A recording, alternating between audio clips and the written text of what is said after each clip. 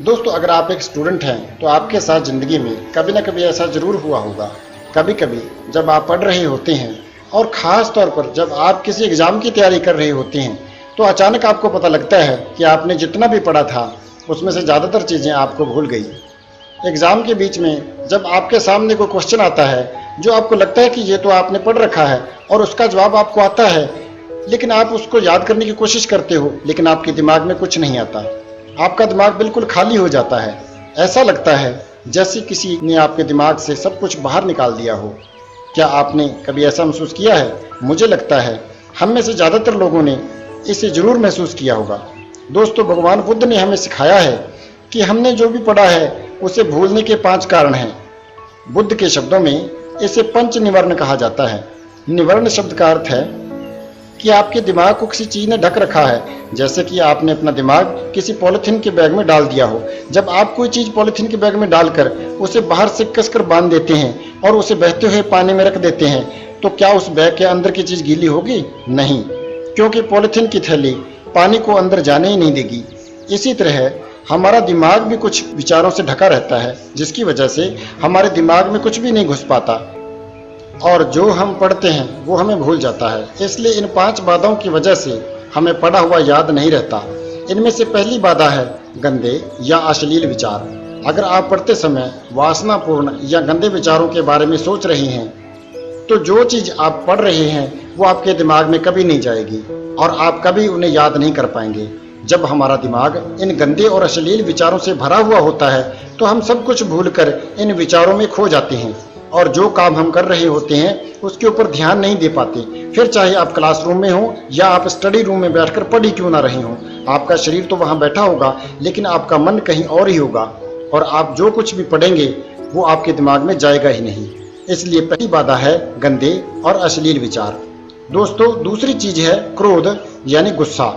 जब आप क्रोधित होते हैं तब आपका मन गुस्से से भरा होता है। क्या आप उसके अलावा कुछ भी और सोच पाते हैं? नहीं, क्योंकि आपका दिमाग गुस्से से तप रहा होता है, गर्म हो रखा होता है। यदि आप क्रोधित मन से पढ़ने की कोशिश करते हैं तो आपको कुछ भी याद नहीं रहता। इसलिए दूसरी बाधा है गुस्सा। भगवान बुद्ध के अनुसार तीसरी बाधा है नींद और आलस्य। जब आप पढ़ते हैं तो पढ़ते समय ज़्यादातर बच्चों को आलस आता है और नींद आने लगती है, और जब आप इस आलस्य और नींद के साथ पढ़ने बैठते हैं तो आपको पढ़ा हुआ कभी याद नहीं रहता, क्योंकि आपका दिमाग तो नींद से भरा हुआ होता है और नींद ने ही आपके दिमाग को ढक रखा होता है। इसलिए आप जो भी पढ़ते हैं वो आपके दिमाग में जा ही नहीं पाता। बुद्ध के अनुसार पढ़ने में चौथी बाधा है बेचैनी और पश्चाताप। कई बार हमारा मन बेचैन होता है, विचलित हो जाता है और हमारे मन में कई तरह के विचार आने लगते हैं। इसके अलावा कभी कभी हम उन चीज़ों पर पछताने लगते हैं जो हमने अतीत में की होती हैं। जैसे कई बार आपके एग्ज़ाम चल रहे होते हैं और आप पढ़ने की बजाय ये सोचकर पछताते रहते हैं कि काश मैं पूरा साल पढ़ लेता, जिससे पश्चाताप की भावना पैदा होती है। जब मन बेचैनी और पश्चाताप से भरा हुआ होता है तो अब जो कुछ भी पढ़ते हैं उसे याद रखना मुश्किल हो जाता है। आपके दिमाग में कुछ नहीं जाता क्योंकि वो पहले से ही इन नकारात्मक विचारों से घिरा हुआ होता है। और आखिरी बाधा है संदेह। अगर आप पढ़ते समय खुद पर संदेह करते हैं कि मैं ये पढ़ पाऊंगा या नहीं, क्या मुझे ये समझ में आएगा, क्या मुझे याद होगा, तो पढ़ाई के दौरान कुछ भी याद रखना आपके लिए मुश्किल हो जाएगा, क्योंकि आप पहले से ही खुद को कमज़ोर मान रहे हो और अपने आप को कम आंक रहे हो। इसलिए पढ़ते समय या कोई भी काम करते समय ना तो अपने आप को कम आंकें और ना ही ज़्यादा आंकें कि मुझे तो सब कुछ आता है, मुझे पढ़ने की ज़रूरत नहीं है। ये भी गलत है। बस बीच में रहें और पढ़ते समय अपने ऊपर विश्वास रखें और सकारात्मक सोचें।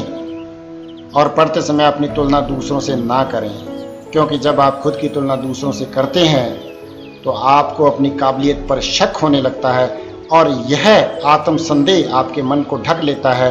तो अब जो भी कुछ पढ़ते हैं आपके दिमाग में नहीं टिकता। इसलिए आपको पढ़ते समय इन 5 बाधाओं से दूर रहना है। पहले गंदे और अश्लील विचार, दूसरा गुस्सा या क्रोध, तीसरा आलस्य और नींद, चौथा बेचैनी और पश्चाताप और 5वां आत्म संदेह यानी खुद पर शक करना।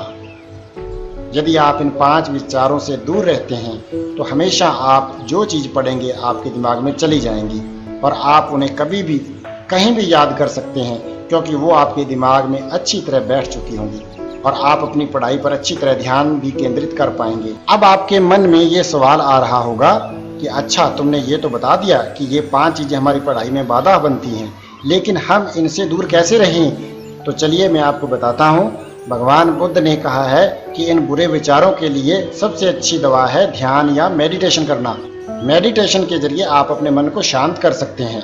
याद रखें कि यदि आप एक छात्र हैं या यदि आप एक इंसान हैं, फिर चाहे आप कुछ भी क्यों ना करते हों, आपको अपने मन को शांत करना सीखना बहुत ज़रूरी है। और अपने मन को शांत करने के लिए सबसे बढ़िया चीज़ है मेडिटेशन। इसलिए दिन में 5 मिनट निकालकर मेडिटेशन ज़रूर करें। वैसे तो आप कभी भी मेडिटेशन कर सकते हैं, लेकिन ध्यान के लिए सबसे बढ़िया समय सुबह का होता है, क्योंकि इस समय हवा शुद्ध होती है और इतना शोर शराबा नहीं होता। इसलिए सुबह उठकर अपने नित्य करने के बाद थोड़ी स्ट्रेचिंग वगैरह कर 5 मिनट के लिए चुपचाप आंखें बंद करके बैठ जाएं और अपना ध्यान अपनी सांसों के ऊपर केंद्रित करें। अगर आप रोज़ 5 मिनट ध्यान करेंगे तो धीरे धीरे आपका मन शांत होने लगेगा।